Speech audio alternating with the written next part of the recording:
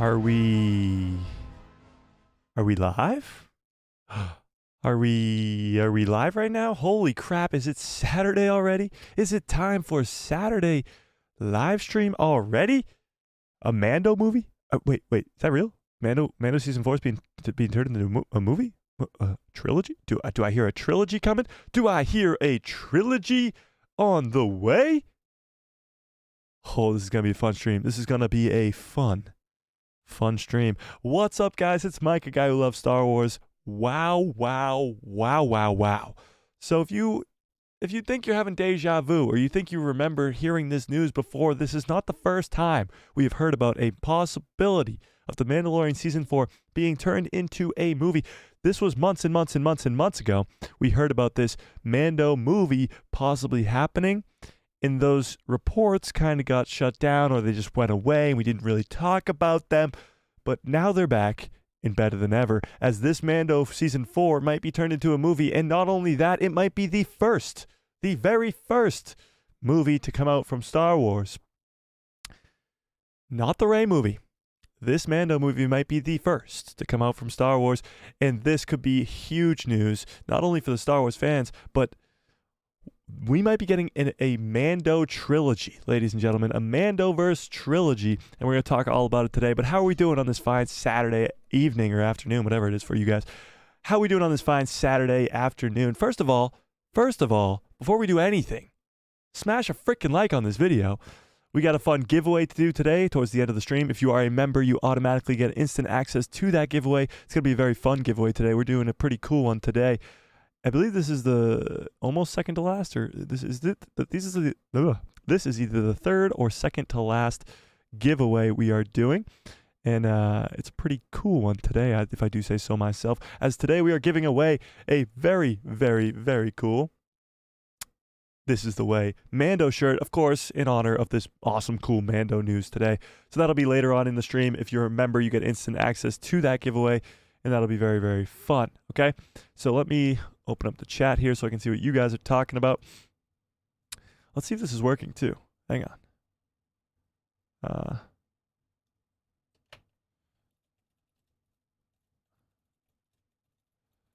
Let's see. Did that work? Let's see. Are we live over there? Unstable? You're unstable. You're unstable. Hang on. We're trying something new today. There's just no... Okay.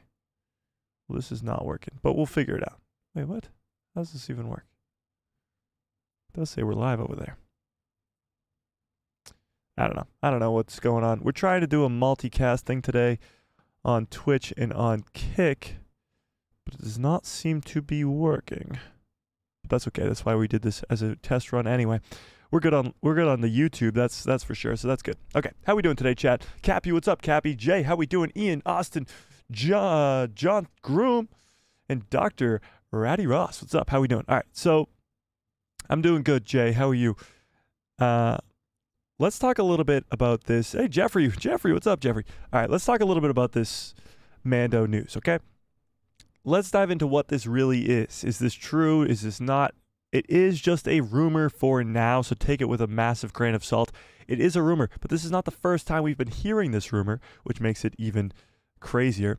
But this is just a rumor for now. So take it with a massive grain of salt because it could be wrong. However, all signs point to yes when it comes to this Mando movie. Okay, so let's dive into this first article. It's a very short one, and it'll give us the rundown of what's going on right now. Okay, so this is coming from somebody. Next Star Wars movie might be The Mandalorian.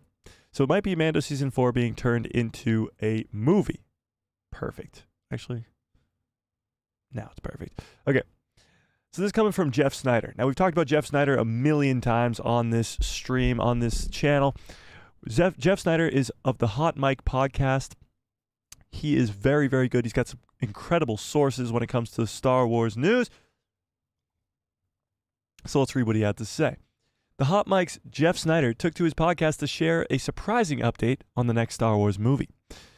We were under the impression that the next Star Wars movie would be the new Jedi Order movie, which is starring Daisy Ridley as Rey. We talked about this a whole lot this week because there's a lot of news regarding a possible film date for the Rey movie, whether or not that's true or not, and where this Rey movie is in development. We talked all about it this week.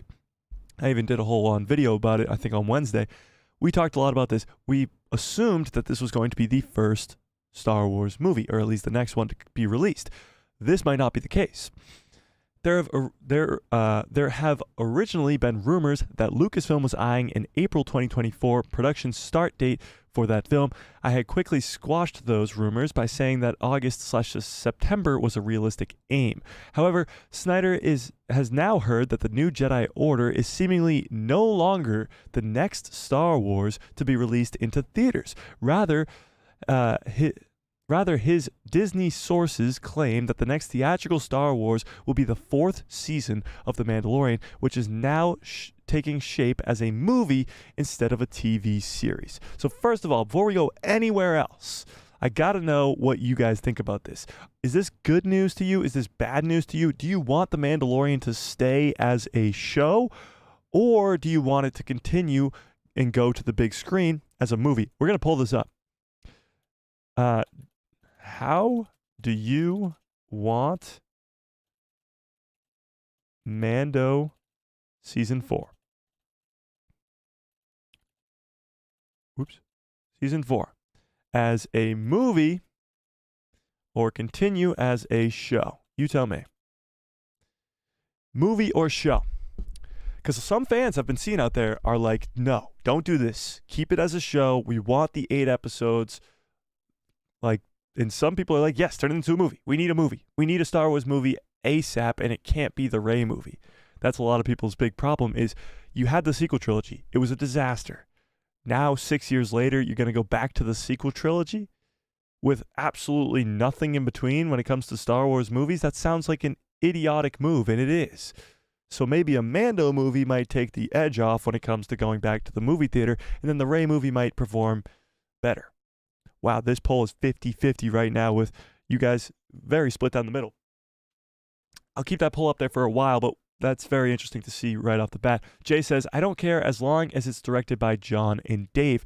Well, Jon Favreau is still going to be the main guy when it comes to The Mandalorian, and Dave Filoni is still going to be an executive producer, and he's still going to be the guy when it comes to Ahsoka Tano. Cappy says, I want it on Netflix so I can binge watch the whole thing in one go. Well, no, that's the worst. I hate Netflix's system when it comes to releasing shows because that's just awful. I absolutely hate it. I love the weekly stuff. Being able to speculate, especially when it comes to this channel, being able to speculate week in and week out is the best. Brandon says, is the leak of Mando-Verse movie true or just a rumor? Well, Brandon, it is just a rumor, but it's coming from multiple of the best sources when it comes to leaks and scoops when it comes to Star Wars. Jeffrey Snyder, Bespin Bulletin, Making Star Wars. Making Star Wars was way ahead of the game. This was months and months and months ago. Like to start the year, they were talking about this Mando Season 4 being turned into a movie. And now Jeffrey Snyder, who again is an incredible source, is saying the same thing. So it is still just a rumor. Yes, it's not 100% a fact, but it is coming from very reliable sources in the Star Wars world. Ian says, I feel like Season 3 was the perfect end to the TV arc. Villain defeated and dad and son happily settled down. That's true too, Ian. That is true as well. The 3-season arc felt like it was complete at the end of Season 3. So to go to a Season 4 and start a brand new arc it would still make sense because the new arc would be Thrawn. But if you're going to start something new, might as well just go to a movie theater, huh?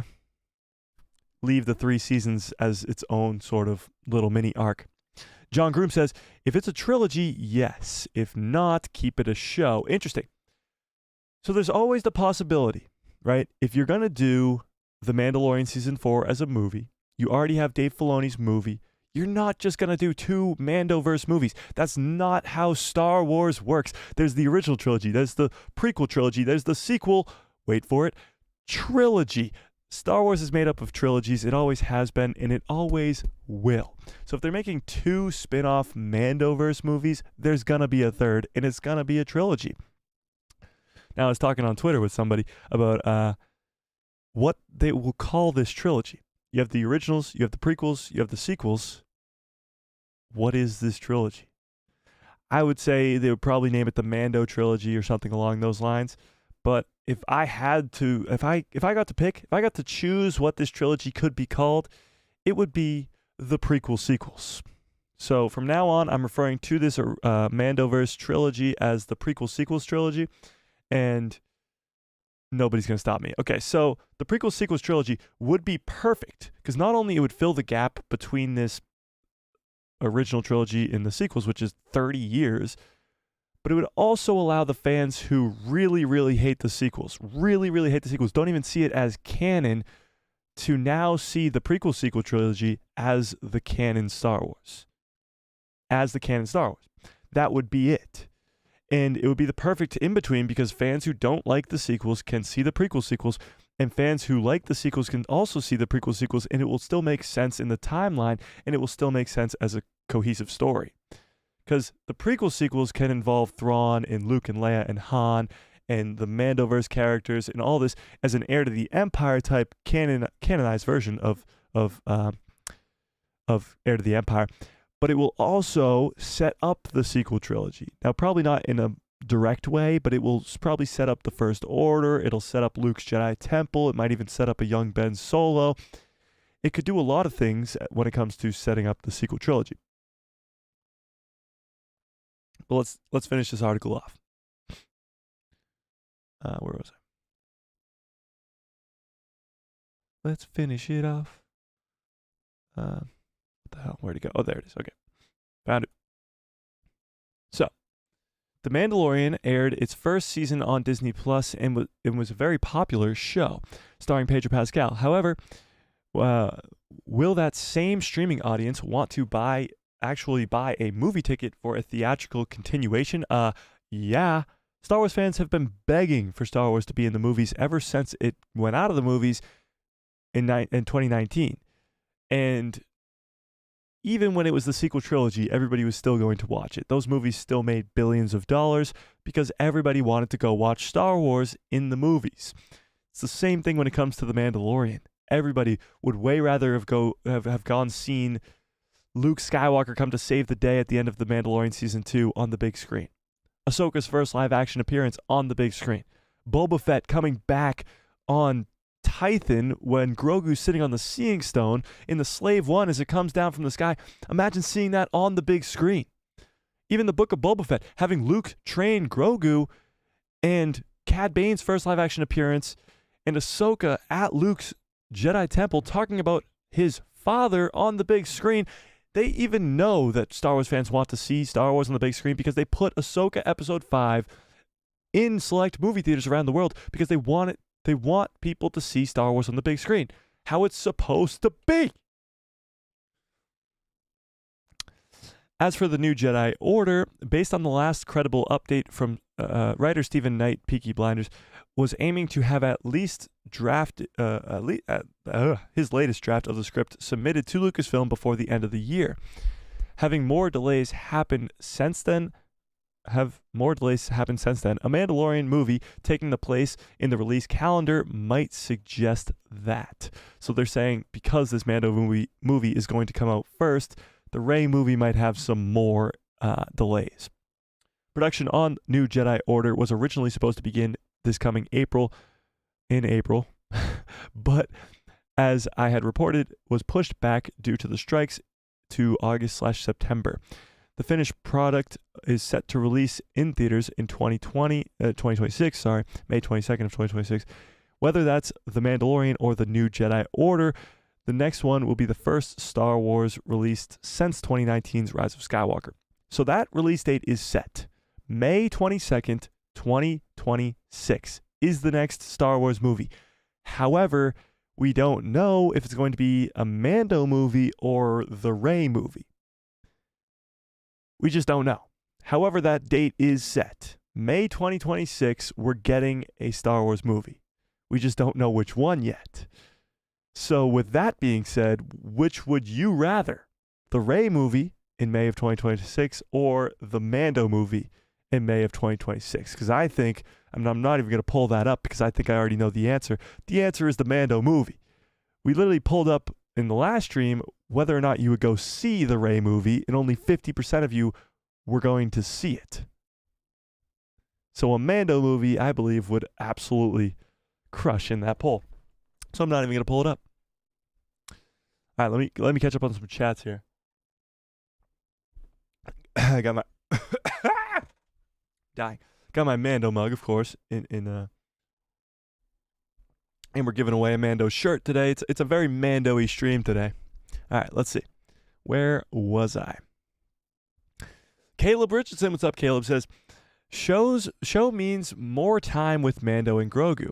If the episodes are 30 minutes, that's at least 4 hours of story. If it's a movie, it'll be just 2.5 to 3 hours.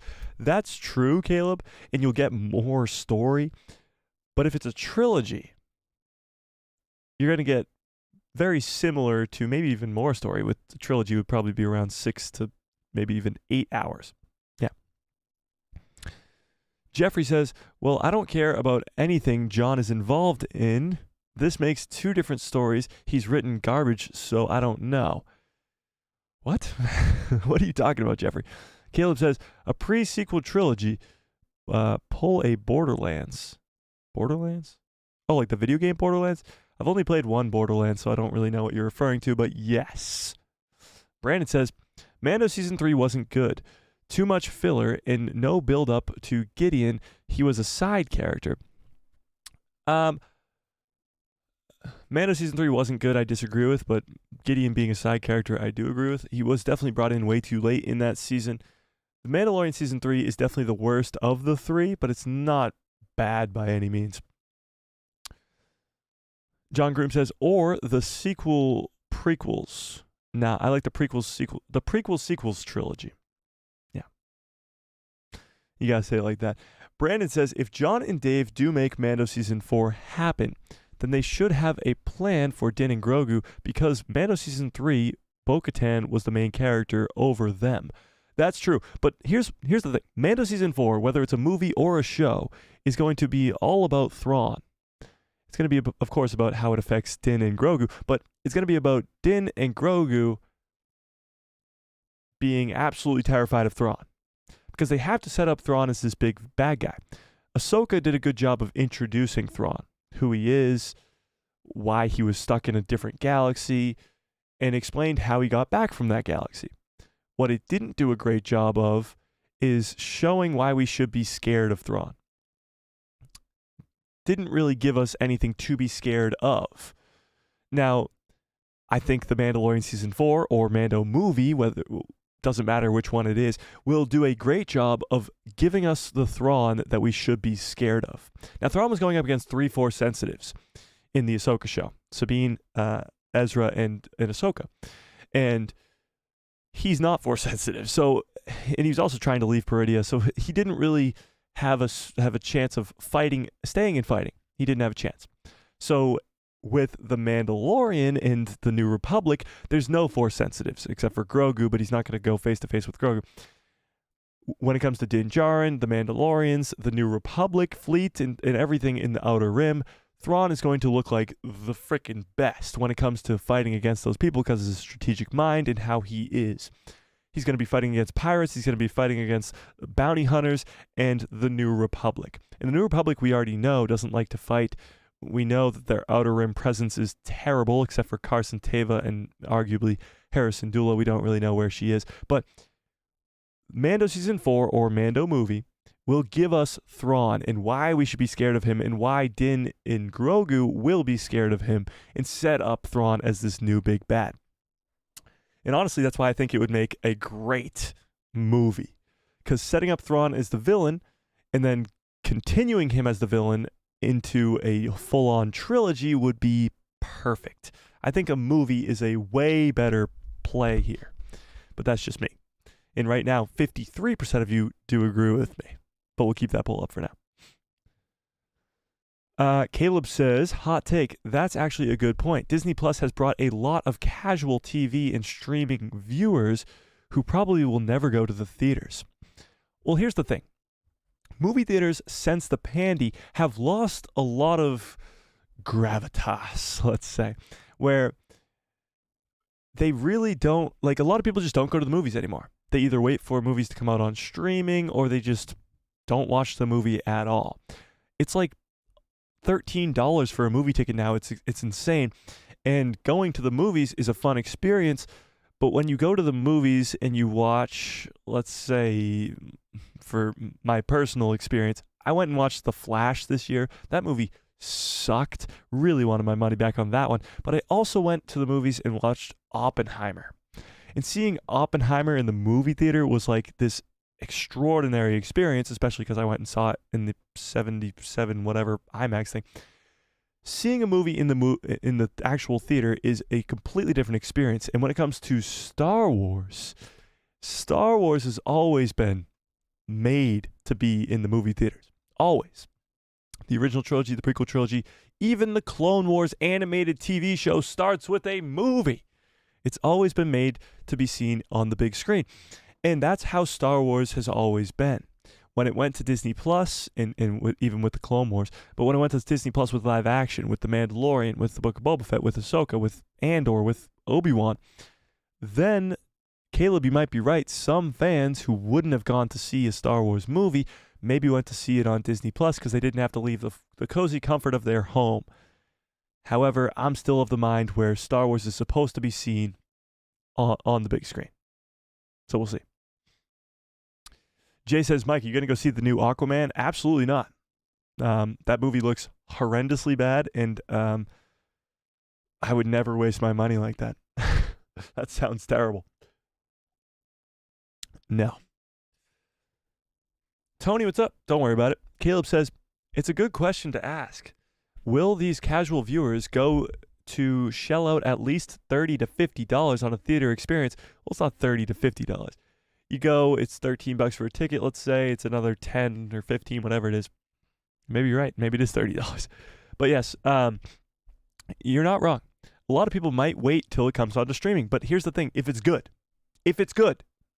that's the biggest thing. If it's good, people are going to go watch it. It was the same conversation we were having on Thursday with the Rey movie. If it's good, people will go watch it, and word of mouth will get around from the hardcore fans who loved it to the normie fans that they'll go watch it as well, because you have to see this movie in the movie theaters. It's so much better when you see it in the movie theaters. That's why they release movies into theaters. I went and saw Return of the Jedi earlier this year for like May the 4th because it was the 40th anniversary of Return of the Jedi. It is 1,000 times better on the big screen. That's where Star Wars belongs, and that's why they did it with Ahsoka. Episode 5 of Ahsoka was put onto movie theater screens, and people went to watch it because that's how Star Wars is supposed to be viewed. Kale follows up and says, I know a lot of kids growing up with Star Wars on Disney Plus. Like my niece has never been to a theater to see Star Wars. Yeah, I mean, that's going to be the issue, but that's the issue with almost all movies. And movies can be successful if they're good. Look at Spider-Man No Way Home. Look at even Oppenheimer and Barbie this year.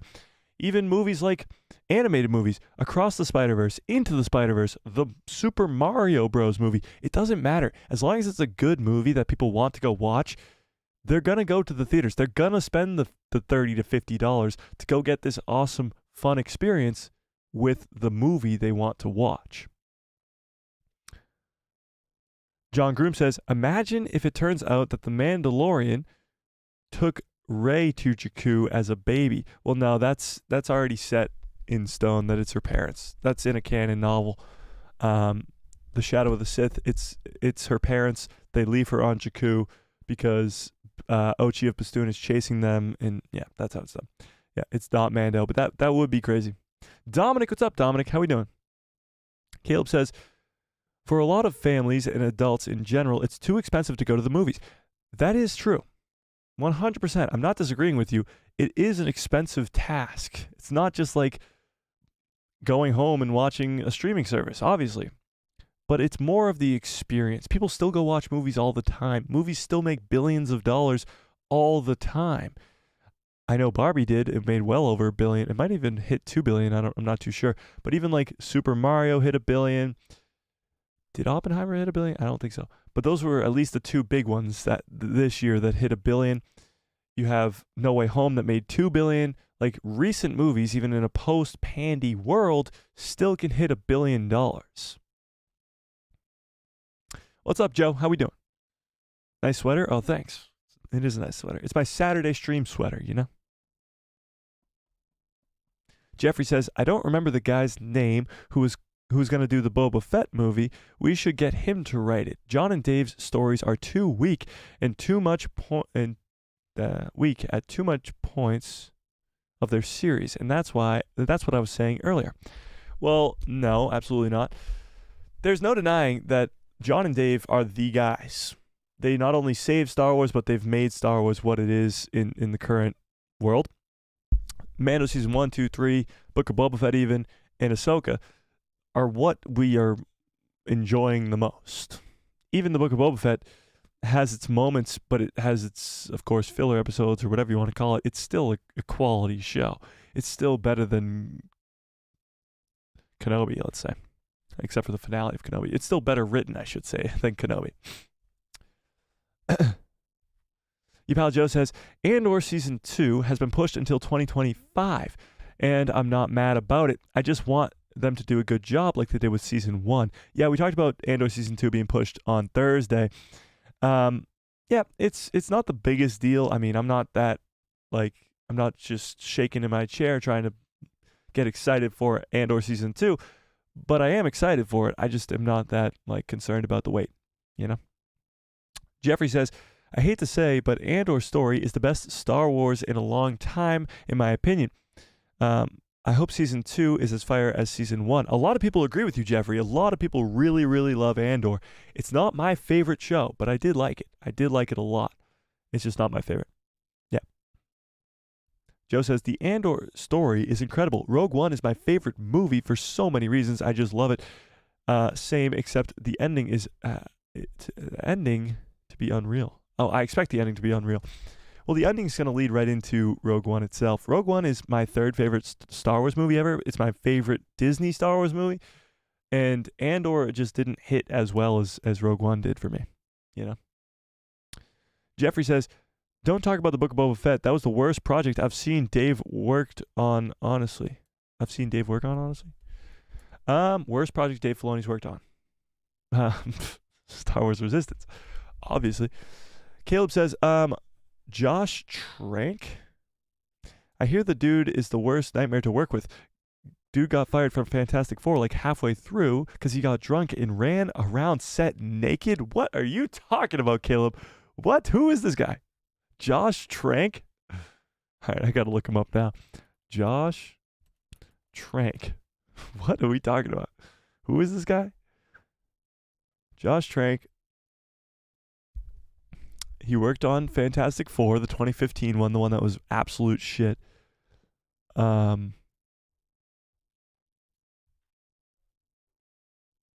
don't know what you're referring to. Was he working on the Boba Fett movie? Is that what you're talking about?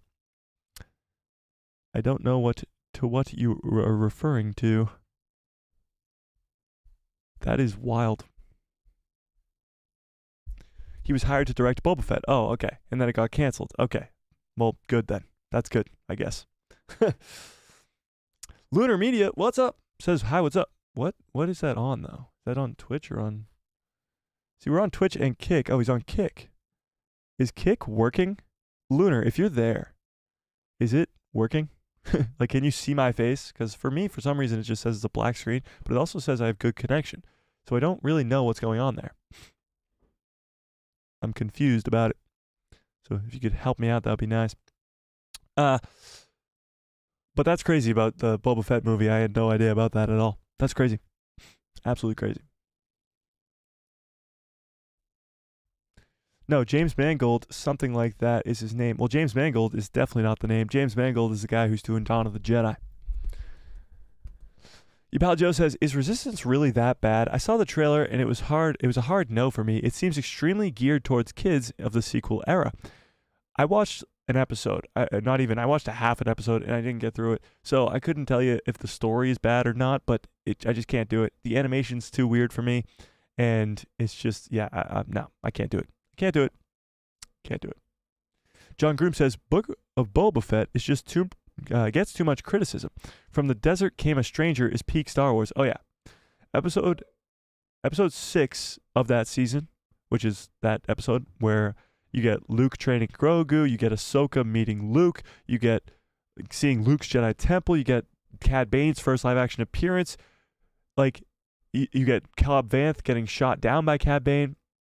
That is the second best Star Wars episode of any show, and it just happens to take place in the Book of Boba Fett, which makes it a great show. Makes that episode a great show, I should say. All right, where was I? What is this? Why do I have so many Twitters open? Okay, get rid of some of those. All right, let's go on to the next article here. This is coming from Bespin. This is, of course, referring to this news as well. I can't tell if we're... I can't tell. I can't tell. All right, we'll figure it out. We'll figure it out for next stream, but the multicast is doing whatever.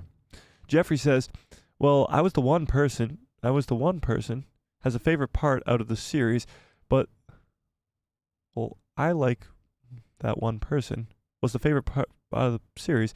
The first 3 episodes are the GOAT of that series. So you're saying that the first 3 episodes are really, really good, and the 6th episode is really, really good, and a 7-episode show, but the show really, really is not good? I'm very lost. Caleb says, no, he's right. There were 2 scripts for the Book of Boba Fett movie. James Mangold wrote a rated R spaghetti western. Josh Trank also submitted a script, and they went with Trank's. Interesting. Well, I'm really glad that didn't happen. Because James Mangold, I think, can do a spectacular job when it comes to Star Wars and when it comes to Dawn of the Jedi, that's for sure. Anthony, what's up? Anthony says, just got here, Mike. I voted season 4. However, if season 4 becomes a movie, because it will be the first of a trilogy, that would be great. It has to be a trilogy. It won't be just 2 movies, Anthony. 100%.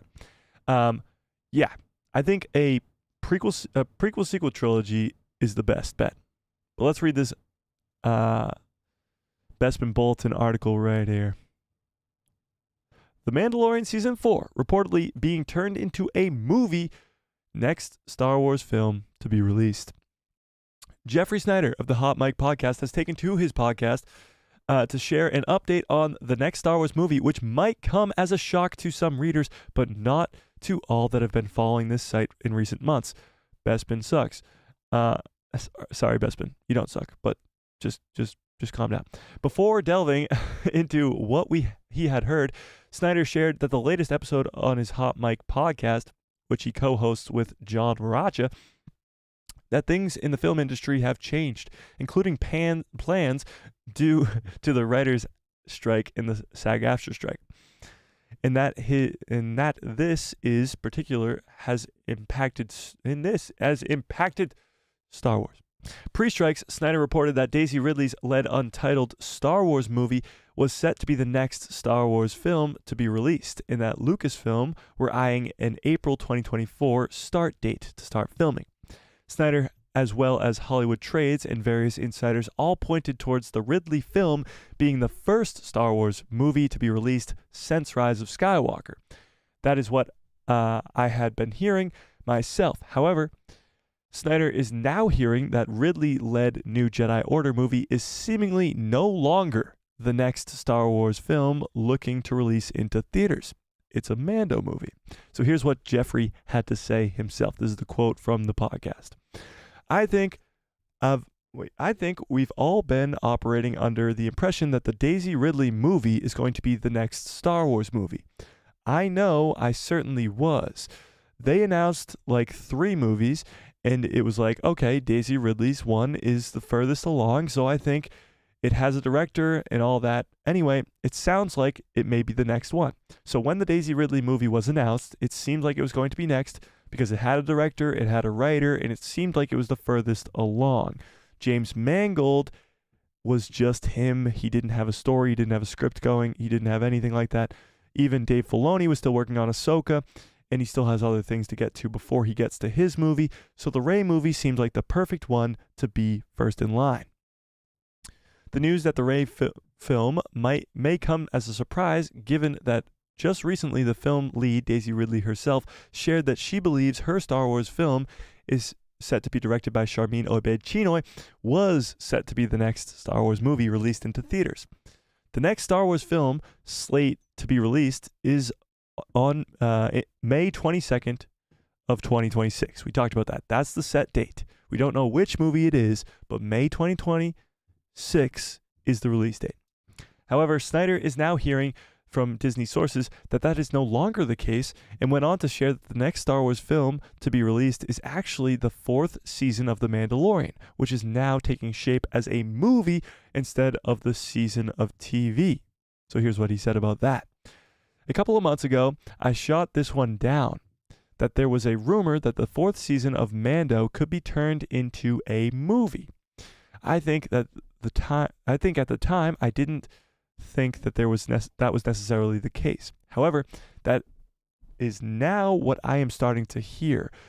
What the odds are that the projects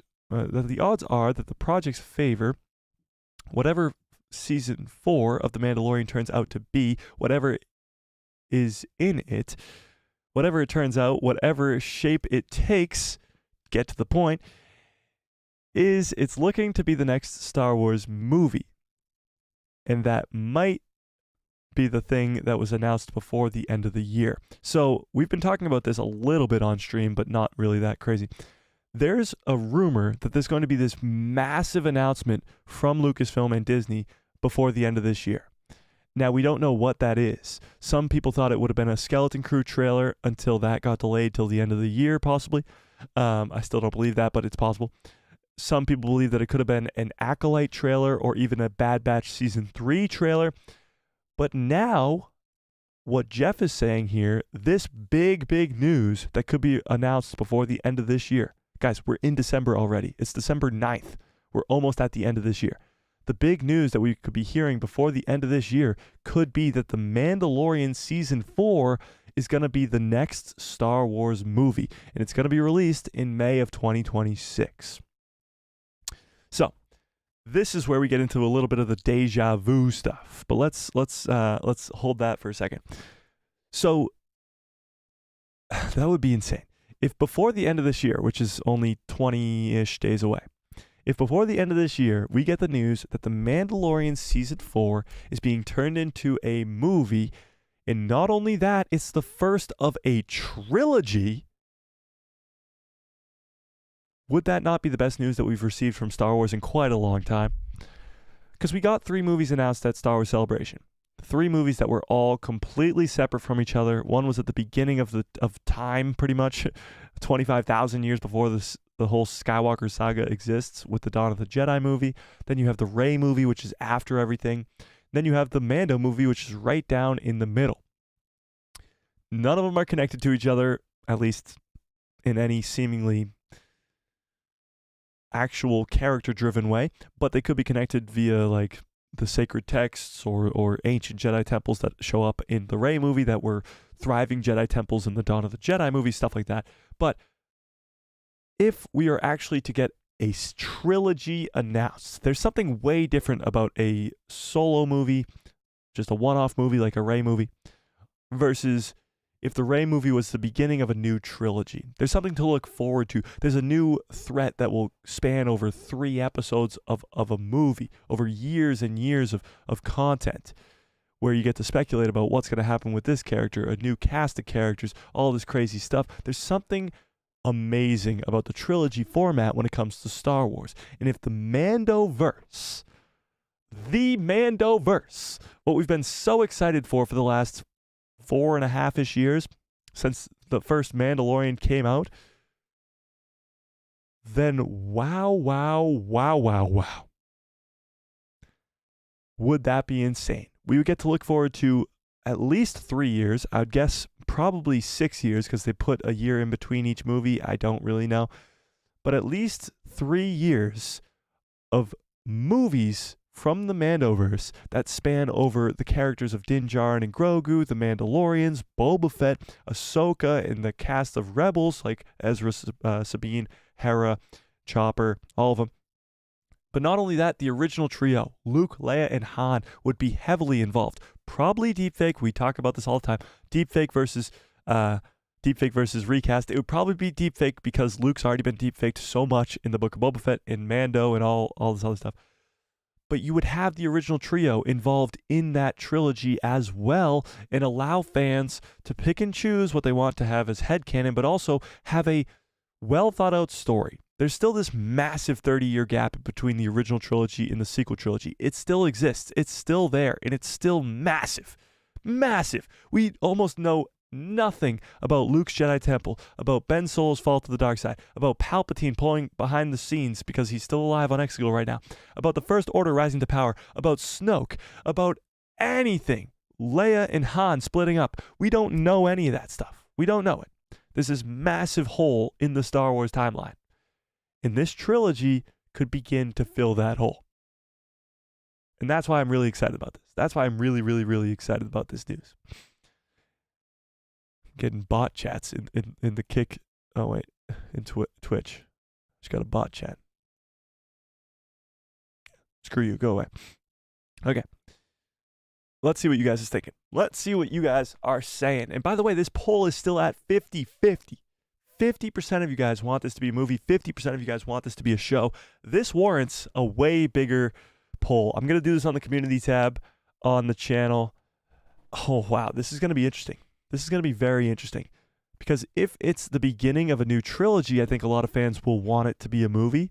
But if it's not, then people will probably want it to be a show. So I'll have to word it specifically, but we'll figure that out. Where was I? Pal Joe says, yes, let's go. Movie. There we go. It was Kathleen who shot down the project for Rey's first movie in theaters. Something with funding, I heard back then. I have no idea what you're referring to, Jeffrey, but sure. Anthony says, well, I'll say this. If Mando Season 4 will become the next Star Wars film to release, even before the new Jedi Order, then rational thought and fan appreciation has returned. Yes, I think if you're Disney and you're seeing all the backlash from the announcement of the Rey movie, you're seeing the fans very indecisive of whether or not they're going to go watch the Rey movie. There's a lot of weird things going on with that Rey movie. If you're seeing that as the company of Lucasfilm, you should probably maybe change up the game plan. Now, I'm not saying cancel the Rey movie entirely. There are some fans who really want to see it, but maybe not have it be the first movie to be released since the sequel trilogy. That's a bad plan.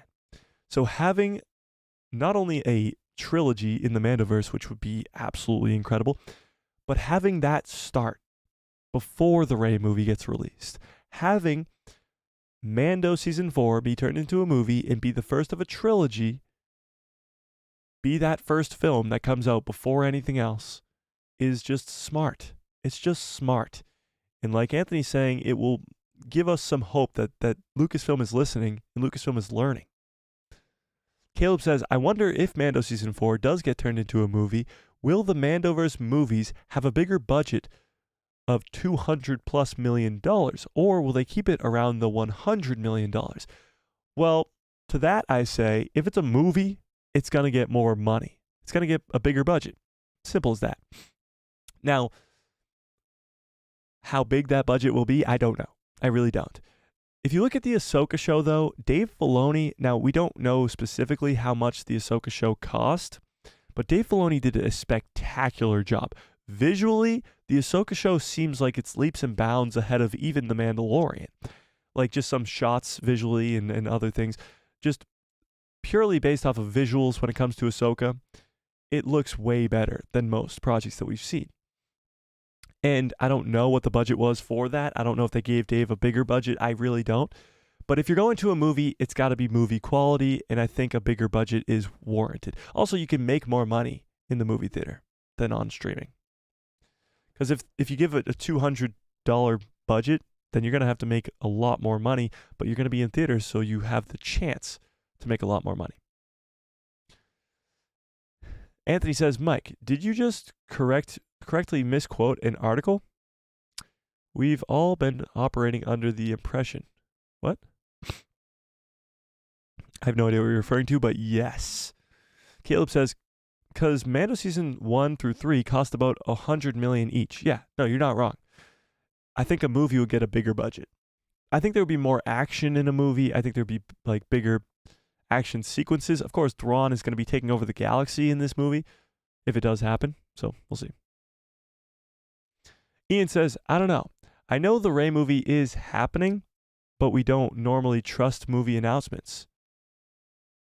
Yeah, we don't really trust movie announcements because it's Disney and they aren't good with these announcements. But the Rey movie is already in production, and again, that doesn't really mean anything. But I think Disney has moved past that, especially now past the pandy. They can't really keep canceling projects like that because they have set dates to reach. May 2026, there has to be a movie released. December 2026, there has to be a movie released. I believe December of 2027 as well, there has to be a movie released. So those movies have to be made. Although I do trust Dave and John to formulate a coherent and well thought out trilogy. Oh, I do too. 100%. You want John and Dave to fill a hole? Yes, I do. Absolutely. Yes. That is exactly what I want them to do, is fill that hole in between the original trilogy and the sequel trilogy. And they're doing it quite well, I must say. Fill that hole. Fill that hole. Anthony says, I think knowing how Dave and John work, they are able to give us a high-quality Star Wars movie for less than a good deal when it comes to other Disney productions. Look at Ahsoka. Exactly. Yes, look at Ahsoka. John Groom says, how does Thrawn introduce himself back to the galaxy? Does he do a HoloNet announcement asking the galaxy to stand down, or does he just attack someone? If so, who? Well, Harrison Dula has already warned the New Republic. That happened in Ahsoka. She warns the New Republic. They don't believe her, of course, but she does warn them. And Mon Mothma kind of believes her. She's like, should we be concerned? She's like, yeah, prepare for the worst. So they know that Thrawn is coming. The New Republic does. Of course, planets don't really know he's coming, so when he shows up, it'll be like, oh, what the hell are you? And then he just destroys them. I don't really know. But his presence will be felt almost immediately.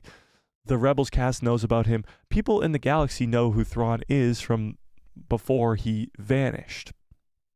But yeah, it's going to be something that they're going to have to set up very well. Jeffrey says, Ahsoka's visuals alone is good, but the lazy writing, Mike, the writing keeps on going here and there, all over the place, and the fights are solid, yes, but too much negative. I absolutely disagree. I think Ahsoka was almost, 99.9% positives when it comes to the production, directing, and action, so I could not disagree with you more. Anthony says, I have a feeling that Thrawn coming back like a thief in the night. Whatever move he makes, it'll be decisive and meaningful. A HoloNet move is like a Martian row of another world. Yeah, I don't think he'll do a HoloNet. That just doesn't sound like Thrawn at all. But it will be interesting to see how he goes about this. The remnant of the Empire is out in the Outer Rims, and they are really sort of dying off. They need a leader, and Thrawn is that leader. And he's coming back with an army of Night Sisters, which again is insane. But how he goes about taking over the galaxy will be very interesting. I'd love to see him just go straight for the jugular and just go after Coruscant and just take out Coruscant and take over Coruscant, I should say. Because again, I say this a million times over again, but the capital of the New Republic is not Coruscant in the sequel trilogy. So at some point, from Ahsoka to the sequels, Coruscant isn't the capital. Maybe Thrawn takes it over. That would be very, very cool. 100%. Jeffrey says, like episode 1, Sabine can't use the Force, and then boom, she's Force pushing Ezra. If I haven't explained this once, I haven't explained this enough. Okay, so Sabine can't use the Force in episode 1. She can in the last episode. What is that called? Story arc. This isn't the chosen one. She's not going to come out of the womb wielding the Force. She trains throughout the show. She trains in Rebels. She trains in between the two shows. Yes. Story arc. It's insane. It's wild.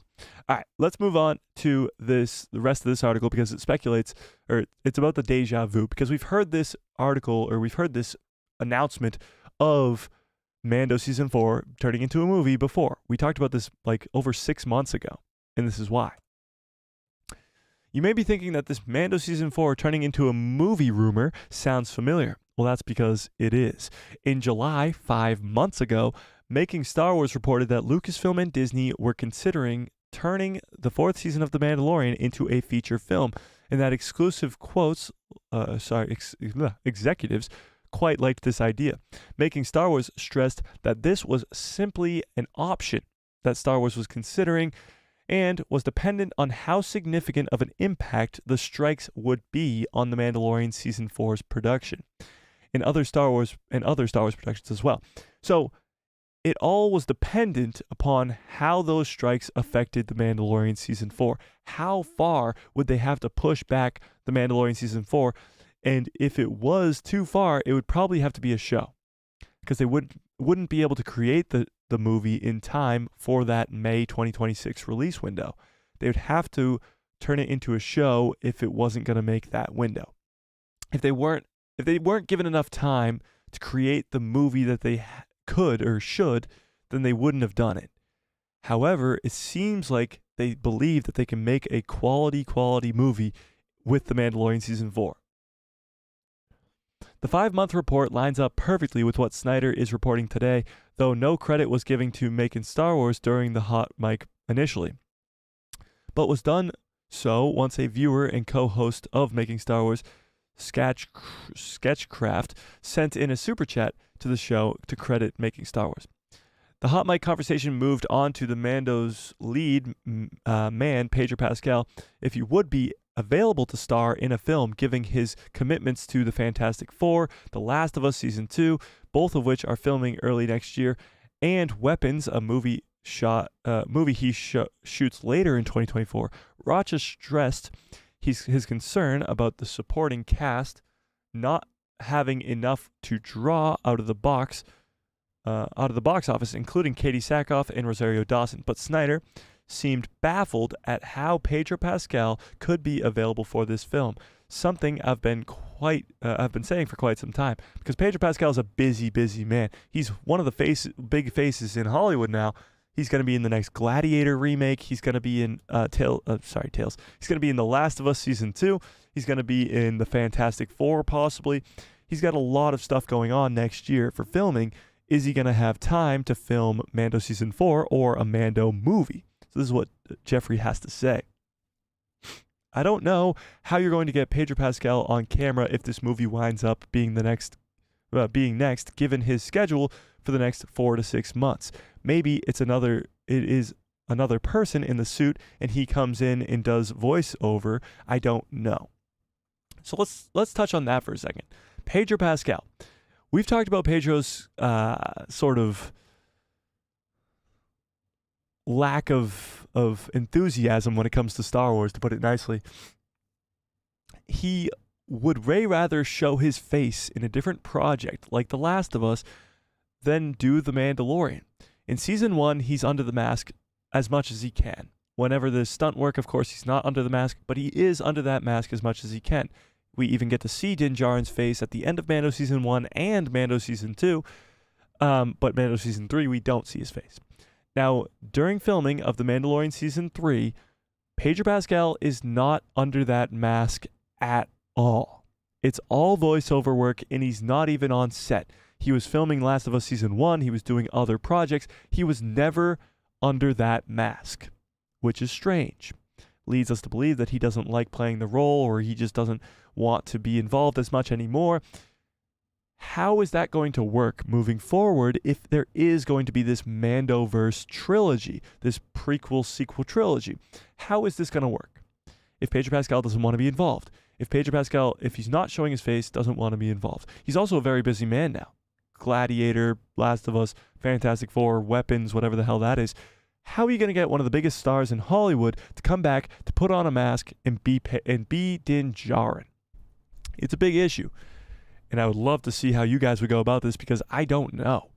Pedro Pascal seems to be not done with Din Djarin. Of course, he's part of Star Wars, and Star Wars is one of the biggest IPs on the planet. But how would you go about this? Because if he's so busy that he can't film, like we're not going to show his face anymore, is Pedro Pascal just not going to be Din Djarin anymore? How is this going to work? What do we think? By the way, this poll is still 52 to 48%. This is one of the closest polls we've ever had. Insane. Insane. All right, let me scroll up a little bit here. Where was I?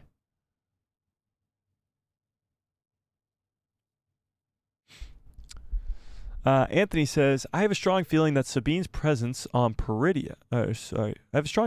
Sabine's presence on Peridia has boosted / opened up her newfound force abilities. She also pushed Shin on Cetos. Balin also referred to her mental block. Well, yeah, she's got a big mental block, or she did have a big mental block because of what happened with her family on Mandalore in the Night of a Thousand Tears. But she doesn't really force push Shin on Cetos. She more just like stuns her for like a brief second, and then she's like, "You're too weak," and then just like you know what happens. But yeah, no, obviously Sabine has learned to use the Force. She's been through a ton of training, but also maybe just maybe Peridia is doing something as well. Caleb says Rebels is one of the best Star Wars shows after the Clone Wars. I actually have Rebels above Clone Wars, but that's just me personally. Rebels is something else. I love Rebels quite a bit. John says if Thrawn got all the Empire's remnants together and all rocked up to Mandalore, which is very close to Dathomir, the Mandalorians wouldn't stand a chance. That's true, but why would they want Mandalore? What reason would Thrawn have for going after Mandalore, other than just to wipe out the Mandalorians, which he doesn't really know even are a problem? I'm sure the Mandalorians will become an issue for Thrawn at some point, but I think right now he has bigger fish to fry, and I think he'll go after the New Republic first. Yeah. Yeah. Ian says Pedro Pascal is the voiceover guy, like James Earl Jones for Darth Vader. It's a little bit different, though, because James Earl Jones is, of course, the voice of Darth Vader, but you never see his face. He's not the face under the mask. Pedro Pascal is the face under the mask, and you've seen his face multiple times.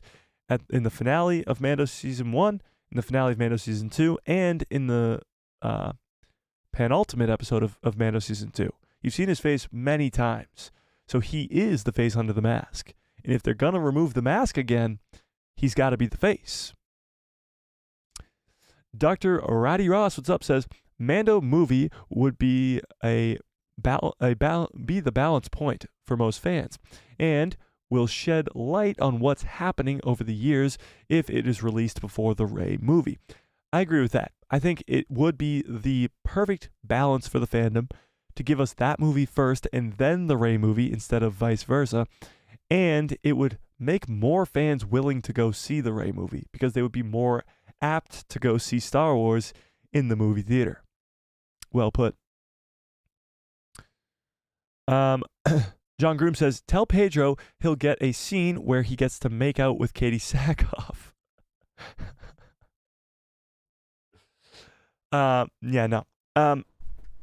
I think if Pedro Pascal is able to show his face, he'll be more likely to come back to the role. If he's just doing voiceover work, of course, he will still do the voiceover work. But I think he'll be more enthusiastic and, let's say, happy if he gets to show his face, I guess. We'll see. Tony says, no, John, stop giving too much of the future. You're giving too much of the future plot story. Yeah, I know. Don't give that away. Yeah, don't give that away. But it is interesting. It's very, very interesting. All this is quite crazy. Pedro Pascal, his whole situation with Mando and whether or not he will really be Din Djarin much longer. Like, it might come to the point where we could see Din Djarin getting killed off in this trilogy if it does become a trilogy. He could be killed off just because the actor doesn't want to play the role. It's almost very similar to Harrison Ford not wanting to play Han Solo, except the difference is George Lucas was like, buddy, you're playing Han Solo because I'm not going to kill you off. I think John and Dave are going to have a different approach where they're just going to kill him off because Pedro Pascal is a nuisance.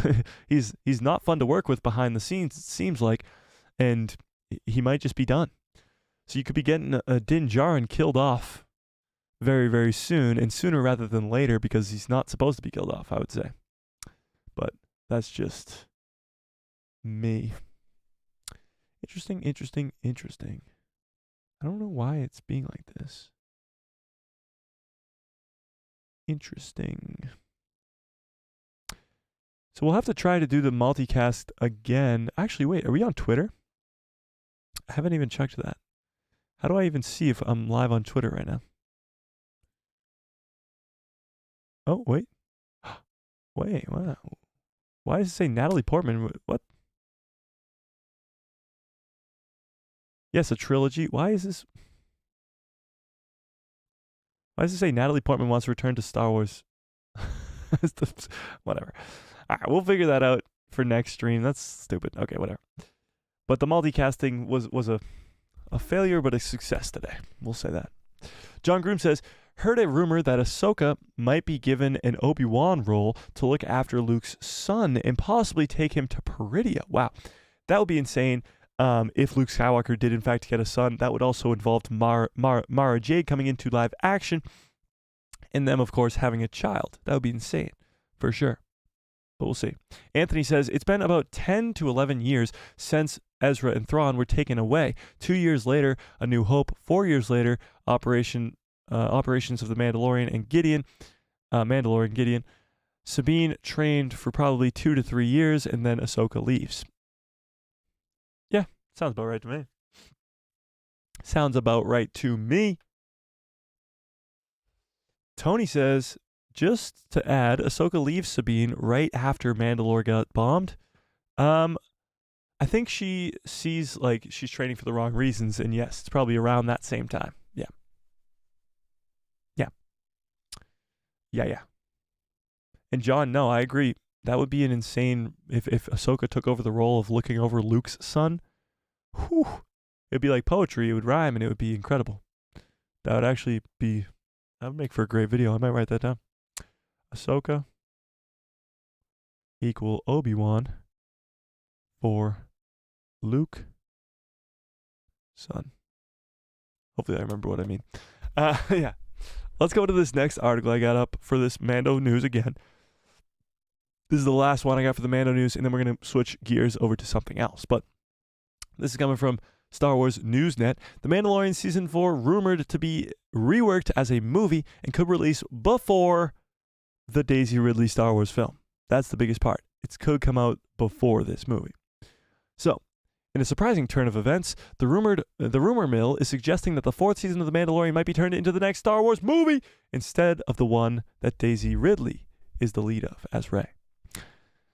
So according to Jeffrey Snyder on the hot mic, what might be happening, he told the odds are in its favor, is that a movie of The Mandalorian is on the way in replace of the 4th season, claiming that this new development might be influenced by the disruption caused by the writers and actors strike earlier this year. In addition to that, he also stated that this would come out ahead of Daisy Ridley's new Star Wars film starring Rey.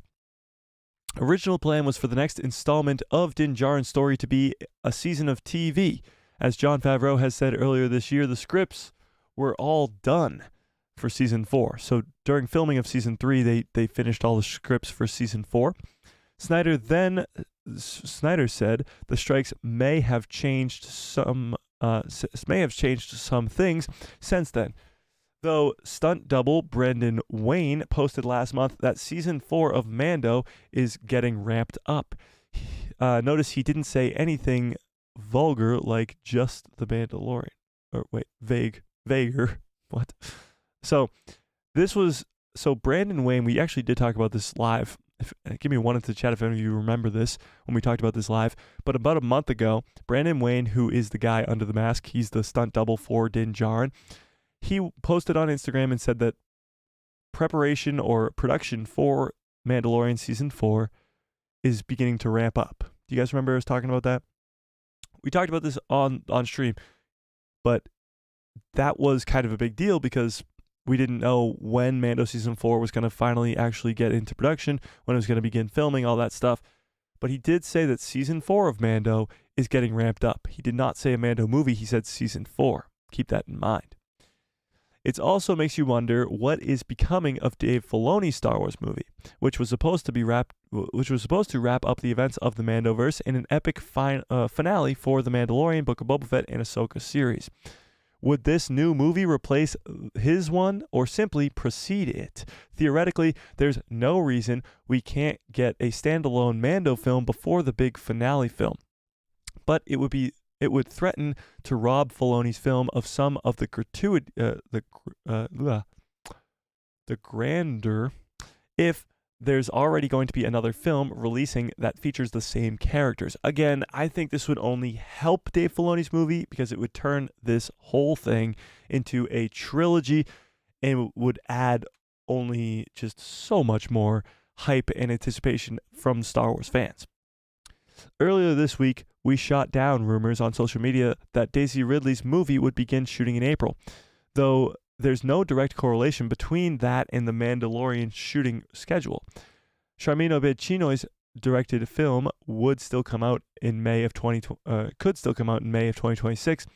As we've been assuming, The Mandalorian Season 4 should probably come out in 2025 anyway. So that was just what they were talking about there. This rumor does raise more questions than answers, but it's certainly possible that Mandalorian Season 4 could turn into a movie, especially if Jon Favreau already knows the general story.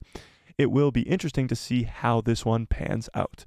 So a lot of people complained that Mando Season 3 had a lot of filler in it. They complained that it had a lot of filler in it and that it wasn't really the story it boasted out to be. It should have been a lot shorter. It didn't need to be the 8 episodes it was. And the story was good, where it was the Mandalorians coming together, retaking their home world from Moff Gideon, who's been the main threat for the last 3 seasons. All that sounds fantastic as a concept, but there was too many filler episodes in the season that didn't have to do with that plot. What if Season 4 is the same way? There's too much filler, and they can narrow it down to 3 hours and have it as a movie instead, with Thrawn being the main villain, rising to power, how Din Djarin and Grogu have to handle that, and of course the good guys would most likely lose and lead to a second movie where they have to go find more help, which is Ahsoka Tano or the New Republic with the Rebels cast, and maybe even Luke, Leia, and Han, and then we go from there into a trilogy instead of just Mando Season 4 with a bunch of filler episodes. Because Mando as a whole, as a series, even Mando Season 1 and Mando Season 2 have their filler episodes. They're just, for some reason, The Mandalorian has always been something that's just had filler episodes. Ahsoka didn't have that. There was no filler episodes in Ahsoka. Boba Fett did have filler episodes, but they were weird. They were like Mando episodes instead of filler episodes, but it was just strange. But Mando has always been filler episode centered. You have Season 2 even, which is some of the greatest Star Wars content ever. You have the Frog Lady episode, and even the penultimate episode's kind of a filler episode. Season 1 has its filler, and Season 3 definitely has its filler. So what if Season 4 cuts all the filler, just has Thrawn, just has how that affects Din and Grogu, and all this other stuff in a movie? What do we think about that? What do we think about that? That was a video by Scream Crush. All right, I'll have to look into that, definitely. Anthony says, it seems like Ahsoka trained Sabine sometime between The Empire Strikes Back to protect Lothal. Then Gideon's massacre was 6 months to a year. Sabine trains with revenge in her mind, and Ahsoka has fear and departs. I have no idea. I don't know the timeline there. I could not help. Simon, what's up? Simon says, if it is true, Rosario is it true Rosario reposted one of your posts on Instagram?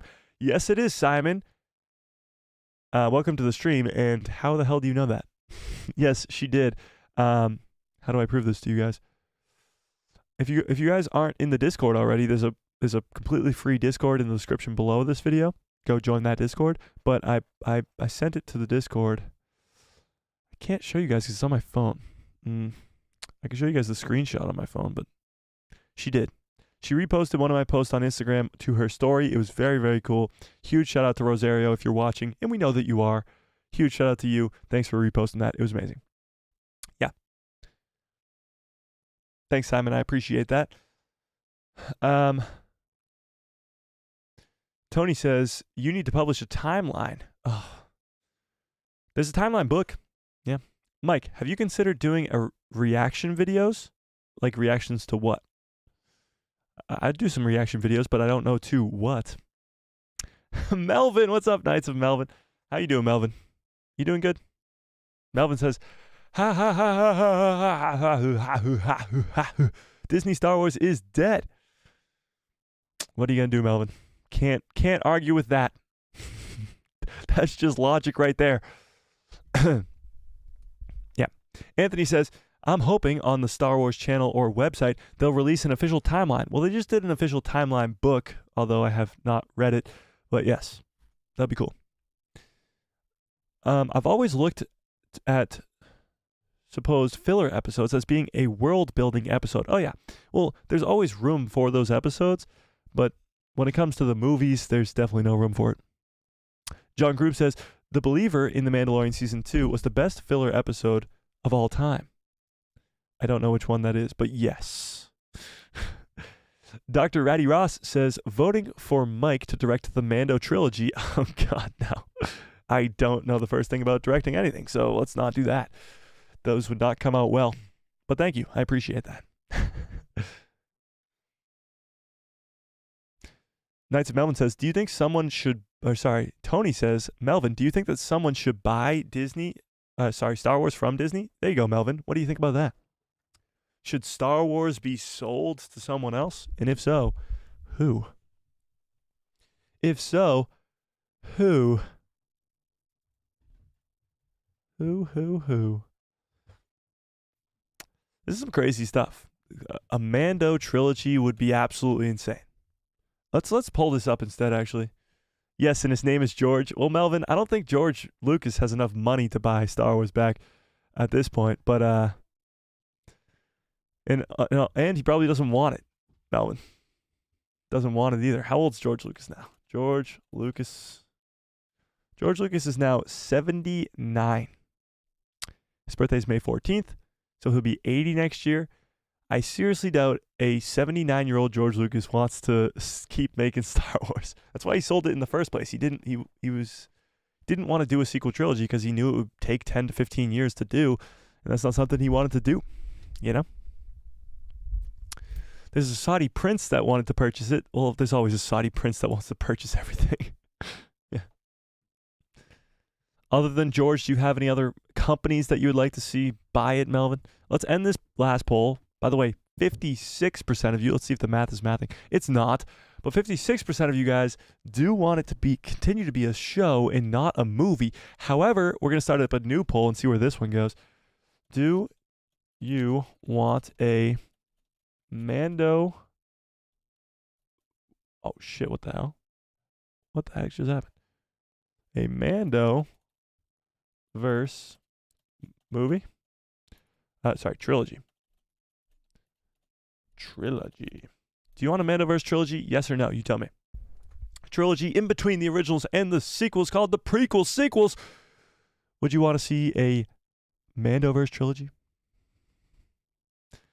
Think about how cool it would be for the next 3 to 5 years to just get hyped up and speculate about a Mando trilogy. And also, there would be shows in between, like maybe Ahsoka Season 2 in between movies, a Skeleton Crew Season 2 between movies, maybe even a Book of Boba Fett Season 2 in between movies. Who knows? Melvin says that trilogy would bomb hard. I seriously disagree. I think it would make billions upon billions of dollars. Think about it. Mando is their most successful Disney Plus show, but also probably their most successful thing since they bought the company. It's beloved by the majority of fans, let's say. The sequels are very divisive. Even like Andor's very divisive, Kenobi's very divisive, Boba Fett's very divisive. But when it comes to The Mandalorian, it seems like a lot of fans do sort of all galvanize behind The Mandalorian. People love Grogu, people love Din Djarin, they love the story, they love all that stuff. So if it was to go to the movie theaters, where Thrawn's coming in with all the Heir to the Empire stuff from Legends and all this other stuff, and you involve the OG trio with Luke, Leia, and Han in some way, whether it's in a big way or not, then it's going to make a shit ton of money. It's just going to make a ton of money. It's inevitable, to quote the great late Thanos. Jeffrey Snow says, if Boba is not included in that trilogy, it's a fat no. Well, Boba will probably definitely be in the trilogy, 100%. He'll be involved. I actually think you'd probably see the end of Boba Fett, maybe even the end of Boba and Din Djarin, which would kind of be weird, but Boba Fett's character is a lot older at this point. He's been through a lot, i.e. Sarlacc Pit, but Tamara Morrison's also getting older, and at some point Boba Fett's character has to die off because he's not in the sequels, and he's just not involved all that much, so we'll see. But I definitely think if there's a trilogy, Boba Fett's going to be heavily involved in that trilogy. Melvin says, Disney's Boba Fett is not Boba Fett. Interesting. Here's the thing. I do see a difference between the Boba Fett that we got in the Book of Boba Fett and the Boba Fett that we got in The Mandalorian Season 2. Those are two sort of different characters. Like when he shows up in Mando Season 2, he's smashing stormtroopers' helmets off. He's doing all this badass stuff. Then when you see him in Book of Boba Fett, he wants to rule with respect. And he's this whole like down-to-earth guy. Now, granted, he did go through a life-changing almost death in the Sarlacc Pit, but that happened before Mando Season 2. So there's no reason for that to be a different character, So it is a little bit weird, but I would love to see Boba go back to his roots and start killing some people because, again, it would be Disney and Lucasfilm learning from their mistakes. We don't see a lot of that when it comes to Disney, learning from their mistakes. And it would be learning from their mistakes if we got badass Boba back in this trilogy or just in some sort of way like that. Badass Boba. Let's get him back. Tony says, time for a commercial break to get more memberships. It's been an hour. Oh, okay. Let's do it. So, if you want to become a member to support the channel, the best way to support this channel is to become a member. You get instant access to giveaways, which we are doing one in a few minutes here. We're instant access to giveaways, and of course, you get the cool lightsaber next to your name, like you see in chat next to Tony's name and next to your pal Joe's name and Jay's name and some other people in chat's names. And instant access to a members-only Discord and some other cool, fun stuff like that. So you get cool, fun stuff like that. It's only 99 cents, so try to find 99 cents on the ground and become a member of this channel. It's the best way to support, and you get instant access to the giveaway we are about to do in a few short minutes. With that being said, we gave this away last week. It's a pop figure advent calendar. This was very cool. We gave this away last week, and I have my own, so we're going to do today, which is the 9th. And they're all right behind me right here. They're mini pop figures. Today's is... Hey, it's Boba. Speak of the devil, it's Boba Fett. Now, this looks like new Boba, actually, from Mando Season 2. It's Boba Fett. Boom. Boba Fett is the 9th of December.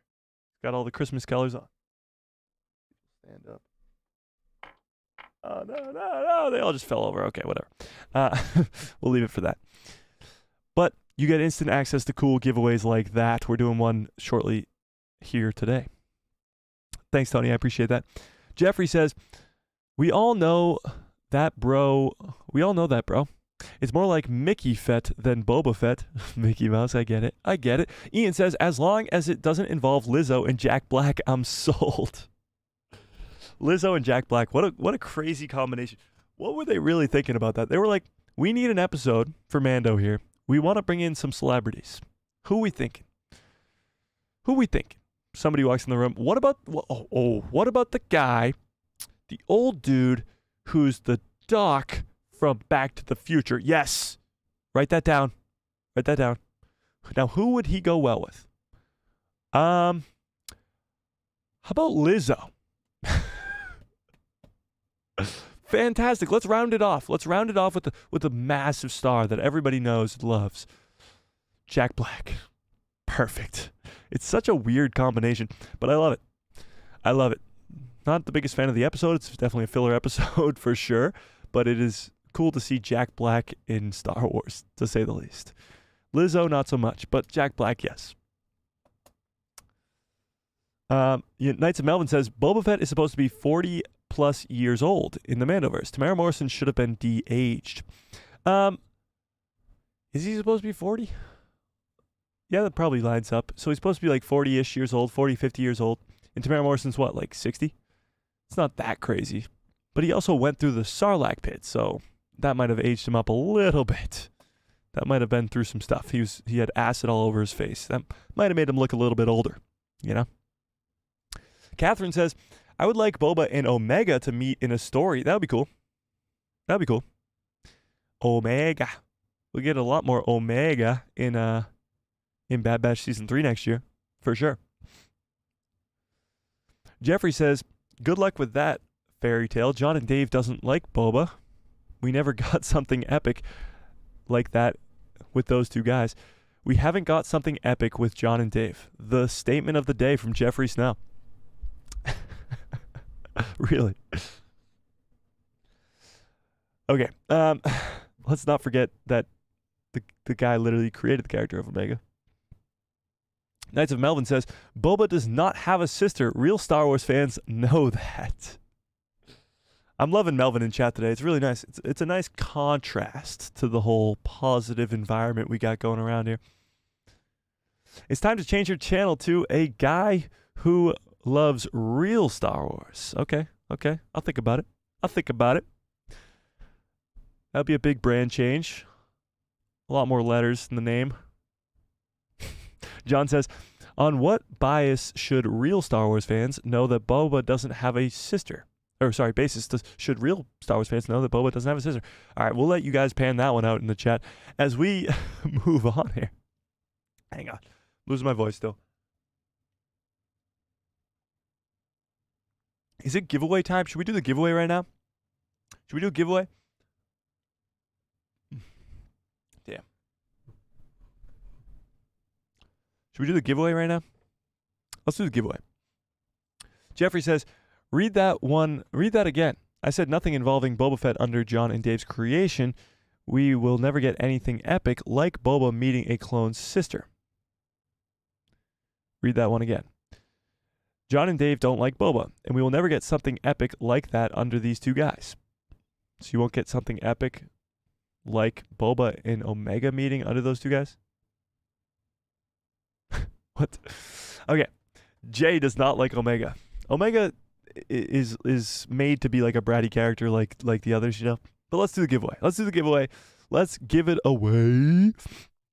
So today we're giving away this awesome, cool shirt. Last chance to come steal this from one of the members that we have today. This shirt right here. This is the way. This is the Mando News because we're doing Mando News today. Boom, look at that shirt. You can get it in whatever size you want, and I will ship it to you for free. For free. So don't worry about that if you're not in country or whatever country you're in. I will ship it to you for free. So this is the way Mando shirt. That's what we're giving away today for free. So let's give this away. Let me pull up the members list on the channel here. Let's see. YouTube. Let's go to the channel members. Channel members. Let's see how many members are we up to right now. We are at 15 members. So 15 members, you get 1 in 15 chance to win. If you join right now, you have a 1 in 16 chance to win that shirt for free. These are our members right here, our fantastic members. If you see your name on this list, then you have a chance to win this prize. So, without further ado, let's spin that wheel. Hang on, let me pull up the wheel. Let's spin that wheel. 1 in 15 chance to win. Let's spin that wheel. Spin that wheel. Let's do it. All right, let's spin the wheel. 1 in 15 chance. If you see your name on this list, you have a chance to win. Starting at 1 all the way down here with the founding member, your pal Joe is number 1 in Number 15 would be Salty Texas Ranger. So if you see your name on there, you got a 1 in 15 chance. Let's spin the wheel. Who's it gonna be? 15! Salty! Salty! Salty! Salty Texas Ranger. I know, I don't think he's in the chat today, but he's usually in the chat. Salty, you won. Hit me up on Discord or on Instagram or on Twitter, wherever you can hit me up. Hit me up in those DMs, and I will get this out to you as soon as today. So hit me up, Salty, if you are in chat. If you're not, if you're watching this on the replay, just hit me up. I know, Joe, you were so close. I thought I was gonna hit one. But let's celebrate for some Salty Texas Ranger right now. Let's celebrate it. Let's celebrate it. Okay, that's enough celebration for Salty. He's not here. He doesn't get to celebrate with us. So Salty Texas Ranger, you are the winner of that amazing This Is the Way Mando shirt. I love doing giveaways. Giveaways are fun. Fun, fun, fun. In the sun, sun, sun. John Groom says, the one time he's not here. I know, right? The one time he's not here. It happened to you too. Yeah, it did, John. You weren't here for it either. That's true. Salty, hit me up if you're watching this on the replay, all right? Okay. All right, where were we? Let's go back. Jeffrey says, yes, that's what I said, because they don't like Boba. That's why they're going to write anything good for him. Dave said in an interview that he doesn't like the character of Fett. Look it up. Okay, I will, but here's the thing. They gave him an entire show and brought him back to life. If they didn't like the character, they didn't have to do any of that. Rasheen, what's up? Says, dope shirt. Thanks. Thank you. Knights of Melvin says, characters like Omega are meant for Disney Star Wars fans who know nothing about the lore. Interesting.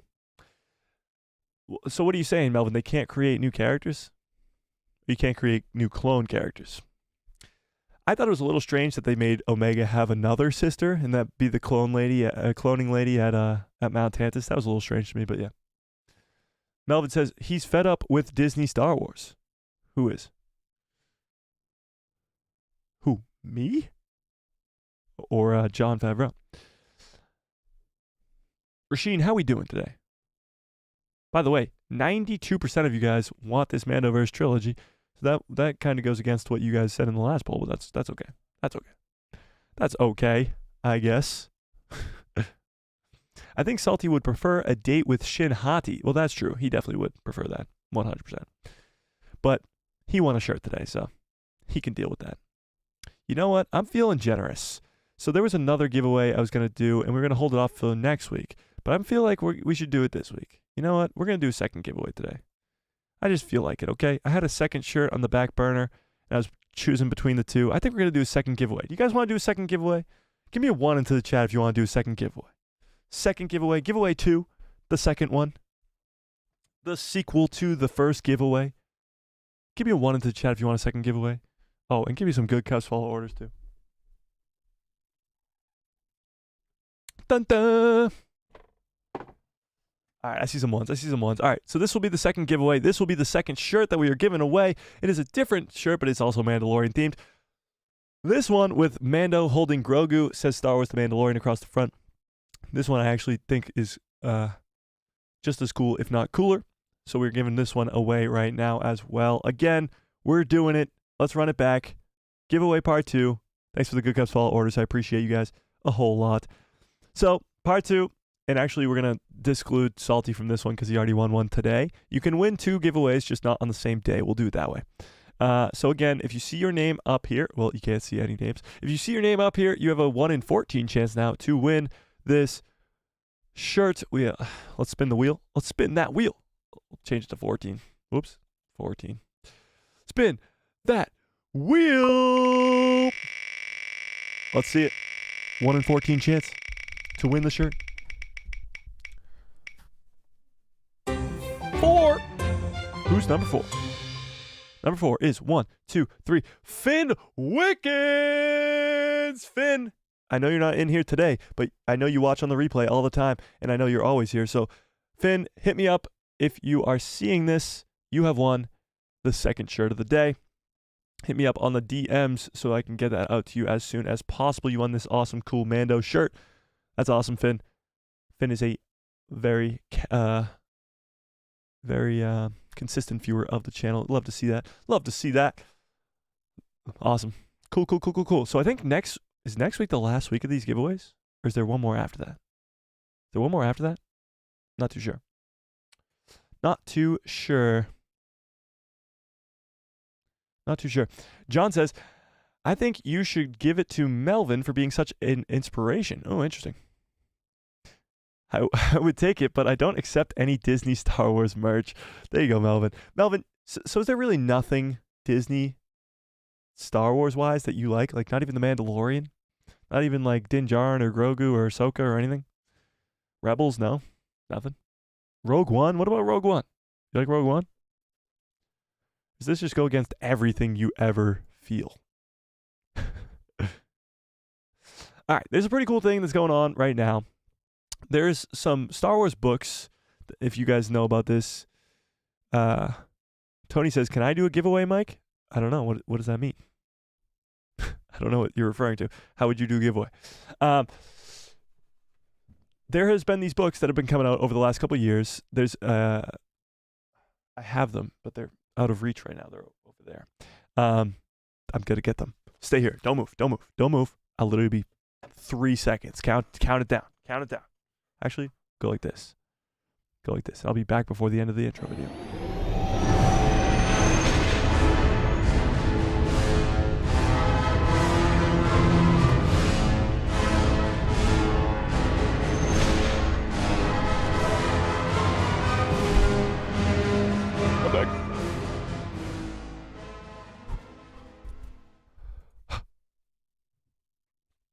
I'm back.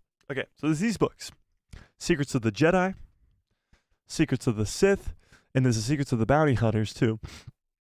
But the most recent one is Secrets of the Wookiees. Secrets of the Wookiees. And the Secrets of the Wookiees book did something crazy. It did absolutely... Holy shit! Tony! Huge shout out to Tony. Gives away 5 memberships. Tony, I appreciate you a whole lot. That is very, very generous. And let's, of course, welcome the new members. Keto gets one of Tony's gifted memberships. Welcome to the people who love Star Wars.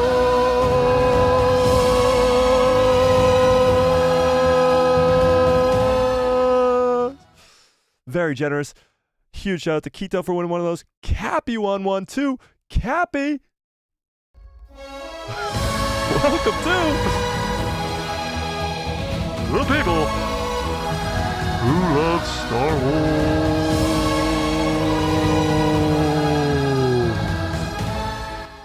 Tony, this made my day. This made my day right here. Aaron Bauer. I don't know if I'm pronouncing that right. Or actually, it's Bauer. Aaron from Mario. Aaron. Oh, that's the wrong thing. Wrong button. Aaron. Welcome to the people who love Star Wars. Okay. Willie Wood. We only got 2 more guys. Willie Wood. Welcome to the people who love Star Wars.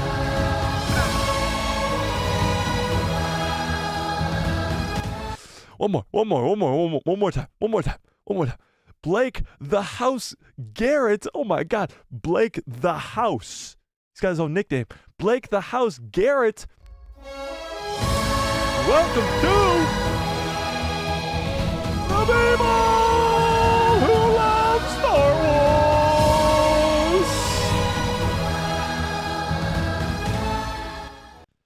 Tony, I really appreciate you, and everybody in this community appreciates you, especially those people who got gifted a membership. Give a huge thank you to Tony for gifting you that membership.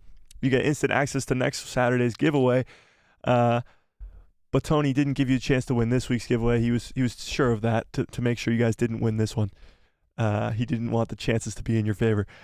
You'll get a chance to win next week's and the week after's giveaway. Tony, I really do appreciate that. That warms my heart quite a bit. That is very nice. Very, very nice. And Keto, that's cool that Keto got to win one because Keto is a regular around here. Well, so is Cappy, but yeah, so are a lot of them.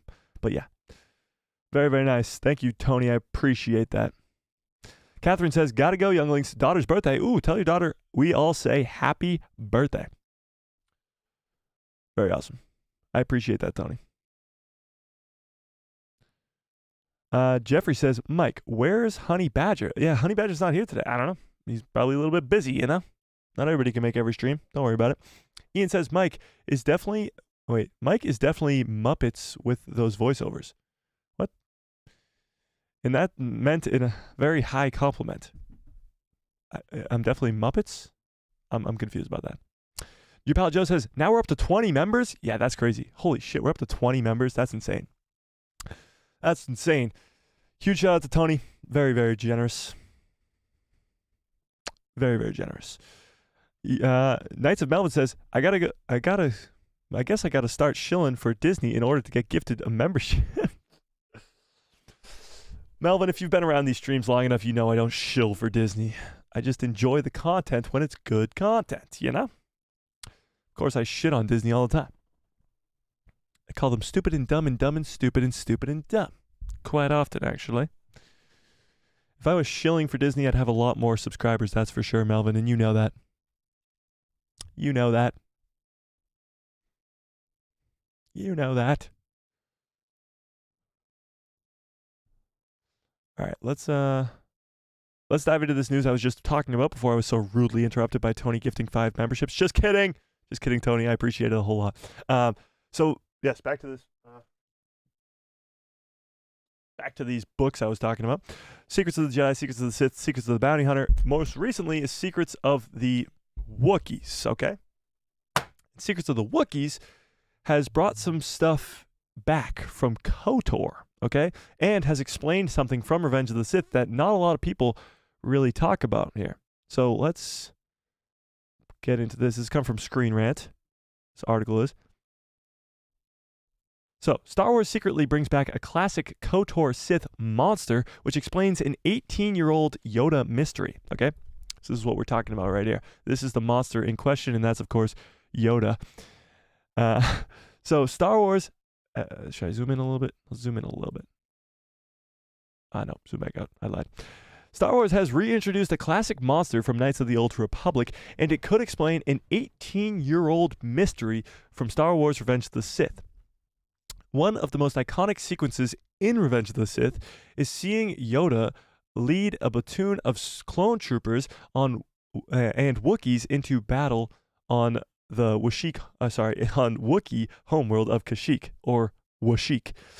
The Jedi Council sent Yoda on this mission because, in his own words, he had a good relation with the Wookiees. But what exactly are these good relations? Many viewers assumed this reference to Yoda's wisdom and proximity to nature means the Wookiees like him. Others have pointed to unfinished arcs in the Clone Wars, one of which would have seen Yoda in an adventure on Kashyyyk. That was scrapped long before it actually aired, and a lot of the animation was reused in Star Wars The Bad Batch, suggesting that it's not canon. A new Star Wars book that may hold the answers, though, as it involves a creature from the original Knights of the Old Republic video game. Again, another callback to the Knights of the Old Republic. We talked about the Old Republic many, many times. Hold up. Wait a second. You guys are feeling extra generous today. Pause everything. Keto, with a very, very generous $5 holler, says, don't worry, guys. Kathleen Kennedy isn't hiding under your bed. Keto, I really, really do appreciate that, and I appreciate your message as well. That is very, very generous $5 and very, very generous message, because a lot of us were concerned that Kathleen Kennedy was hiding under our beds, especially after watching that South Park special. I really appreciate that, Keto. That just made my day even better. I really do appreciate that. But let's get back into this article after I was so rudely interrupted by Keto. So again, calling back to the Knights of the Old Republic. We've been talking about the Knights of the Old Republic for so long and how it's going to come into canon, how all this stuff's going to actually come into play. And finally, it's coming into play. At least into canon as this yet another creature or monster or whatever you want to call it, character from the Knights of the Old Republic is being put into canon. So Star Wars has brought the... Guys, I don't know how to pronounce it, so I'm just going to try my best, okay? The Terran back into canon, but with a difference, okay? So a Sith beast is now primarily associated with the Wookiee world. The monstrous creature known as the Terran were first depicted as enemies guarding the tomb of Naga Sado, a Korriban in Knights of the Old Republic. Guys, I'm so bad at pronouncing names. It's terrible, but we go on. They were incredibly fearsome in the game, beasts created by Sith genetic engineering. And fighting them is a tedious and difficult task. The game may no longer be canon, but the Terran remains within canon thanks to being mentioned in a few canon sources. Lucasfilm has just released Star Wars Secrets of the Wookiee, and it refers to the Terran in a specific way. First of all, give me a 1 into the chat if you guys remember these monsters from the video game. Let's actually look them up from what they actually looked like in the game. Terran KOTOR. I just want to see an image of them. This is what they looked like in the games. Right there. You guys remember this? Give me a 1 into the chat if you remember this. If you guys played KOTOR, but if you remember this... Oh, well, you can't really see that good. Let's full screen. Oh, that's better. Okay, so this creature right here. Do you guys remember that? You fight, like, quite a bit of them in the game. They're, like, more of a difficult boss, you know? Actually, look at, like... Yeah. Right behind them kind of looks like Sith holocrons, but, you know, it's whatever.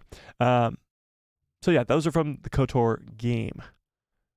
But now they're coming into canon again, because, of course, the KOTOR game is not canon. So this is what it says in the Secrets of the Wookiee book. If you think that Wookiees look ferocious, then you have likely never encountered a Terran Tatek.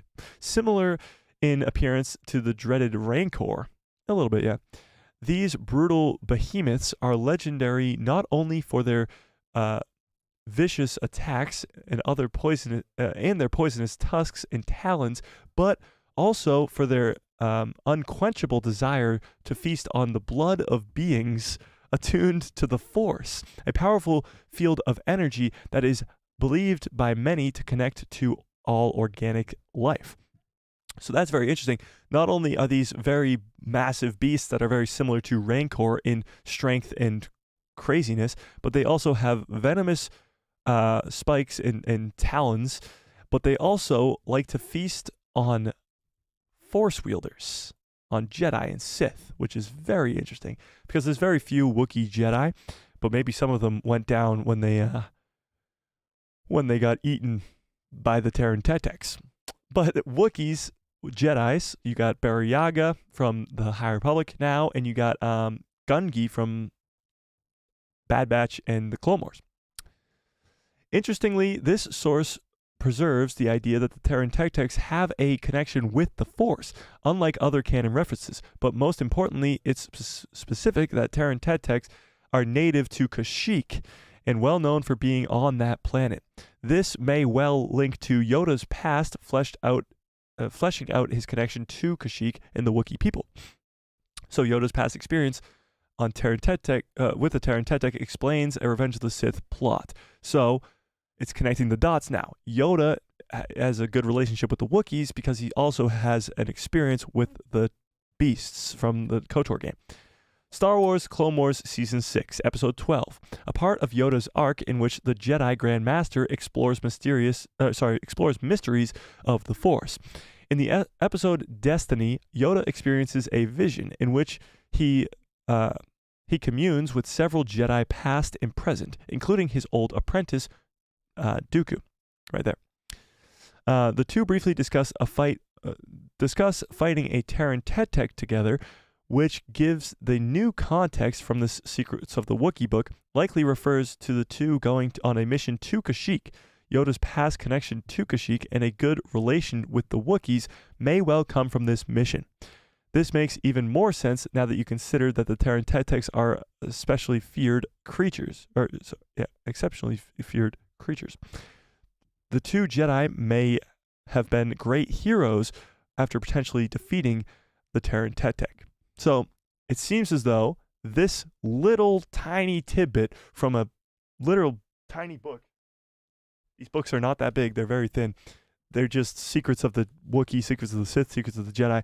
A tiny little detail from this tiny little book explains something that happened in Revenge of the Sith and in Star Wars The Clone Wars. It explains Yoda's good relation with the Wookiees. It explains why Yoda goes to Kashyyyk.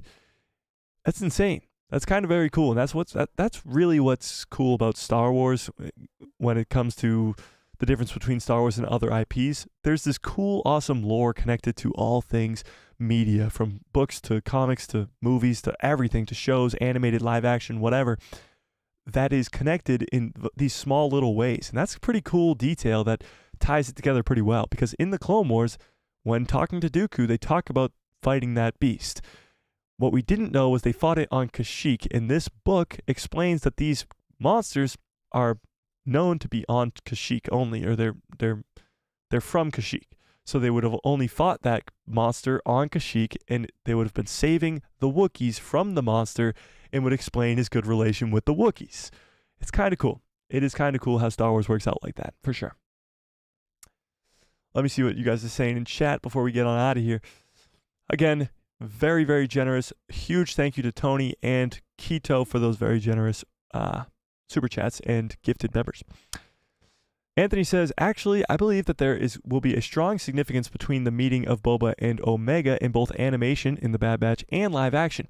It's Jango and Arla giving a second chance. Oh, yeah, very true. I think they'll definitely meet. It's just weird because Omega's not in anything. She's not in The Mandalorian, which she could have been by now. She's not. She's not in, like, Rebels, which she could have been, but she, of course, wasn't a character yet. So it's going to be interesting how they weave her into the conversation. Like, where was she? I don't know. It'll be interesting. It would make for a cool story point in Ahsoka, Bad Batch Season 3. Jeffrey says, and also, Mike, where is the link to become a member? You know I've been around these parts some time now. Come on. Oh, well, if you want to become a member, it's just right in the description below. It's right in the description below. There's a link. I'll even show you how to do it right here. Go to YouTube. Go to the stream that we're on right now. Go to the stream that we're on right now. So, here we go. So this is the stream. Guys, like the stream. What are you waiting for? If you haven't liked the stream yet, what the hell are you waiting for?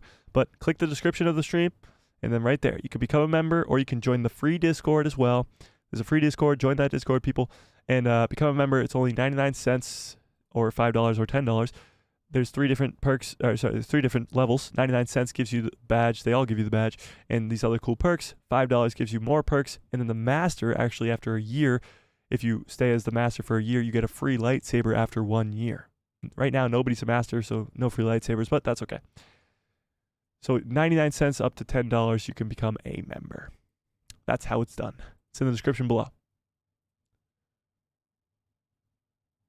Ian says, Dooku mentioned Yoda facing a Teratech on Kashyyyk in the Clone Wars. Yeah, but it's not specified that they were from Kashyyyk or that they were on Kashyyyk, because that would actually change a lot of things. John Groom says, gotta go, Mike. Take care. Take care, all, even Melvin. Thanks, John. I appreciate that. And I'm sure Melvin does too.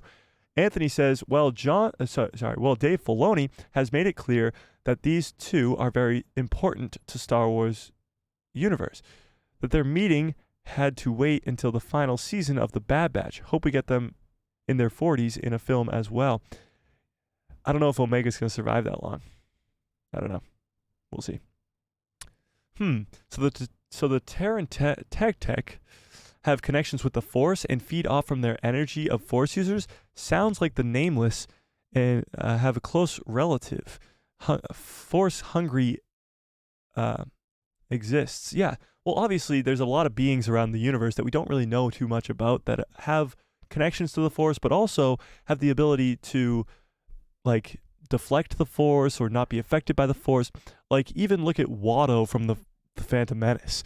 His mind is strong enough that he's not able to be Jedi mind tricked, which is a small thing, but it is important because that means that not all creatures in the galaxy are weak-minded enough to be Jedi mind tricked, which is cool because that's a big difference. That's just a small kind of portion size of it, because there's beings that completely just kind of can neglect the Force. The Ysalamari are an example of that, for sure. We'll have to fix or figure out this whole multi-stream thing. I was just trying it out today, so we'll figure that out. If you guys want to go follow me on Twitch, it's a guy who loves Star Wars. If you want to follow me on Kick, it's a guy who loves Star Wars. And of course on Twitter, it's a guy who loves Star Wars. And on Instagram, it's a guy who loves Star Wars. But yeah, we'll figure that out for next stream for sure. Ian says, or Yoda just really likes some hot Wookiee action. That's a possibility too. Maybe Yoda really likes that Wookiee, you know? Yeah. Jeffrey Snow says, I will become a member for you for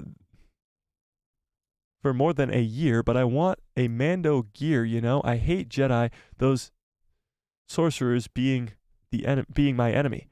Oh, we could maybe substitute a lightsaber for maybe like a Mando helmet or something like that. For sure, Jeffrey. For sure. If you become a member at $10 for a year, I will definitely negotiate with you on that one. For sure. All right, I think I'm going to get on out of here. Let's see where this poll ended at. A very long stream, a very good stream today. I love talking about this. A fucking Mando trilogy would be so cool. So cool. And I would love it for sure. It would give so much anticipation and hype up in the community. It would be amazing. But this poll, the math is not mathing, says, do you want the Mando-Verse trilogy? And 94% of you say yes. Absolutely amazing. Absolutely amazing. For sure. Jeffrey says, yes, a helmet would do. You know which helmet is on that list? I'm not too sure. But Boba Fett helmet? I got a Boba Fett helmet right over there. Right over there. It's over there. It's not over there. Smash a like on this button. Yeah, smash a like on this button. Smash a button on this like. Smash the like button before you get on out of here. What a great stream. You guys are the absolute best. It's me says, what are the chances of seeing Anakin in the future Star Wars? I would say it's high, just because Hayden Christensen wants to play the role more. So wherever they can really fit him in, I would say it is high. But don't think you're going to see him all the time, I would say. Kind of like Ahsoka was kind of its own thing, so seeing him was cool. But you're not going to see him in Skeleton Crew. You're not going to see him in Acolyte or Andor or anything like that. So thanks for the hearts, guys. I do appreciate that. So I wouldn't say very often, but I do think the chances of seeing him ever are very high. Very high. Yeah. All right. I'm going to get on out of here. You guys are the absolute best. Smash a like on this video if you liked it. Of course, I love those hearts. You guys are the best. Huge shout out to Tony for gifting those 5 memberships. Amazing, amazing, amazing. And Keto for the $5 hauler. I really do appreciate that so much. It really does help out big, big time on the channel. I really do appreciate that. Watch out for a video tomorrow all about this Mando-Verse trilogy. I really hope I can get that out by tomorrow, if not by Monday. Again, I really appreciate those hearts. Smash a like on this video if you like it. Hit subscribe and hit that bell so you get notified every time I post a video in my pretty face. Will show up in the recommended feed of yours. And may the Force be with you. Always. Where is that freaking button?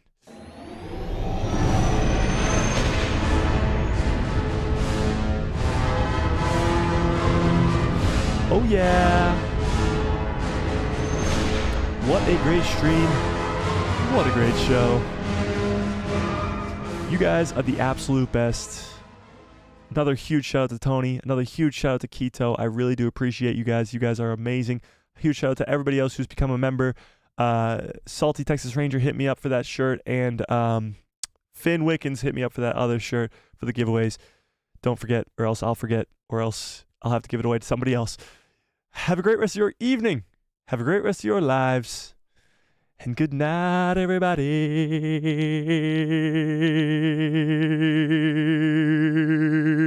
Thank you, Ian. I appreciate that. And good night, everybody.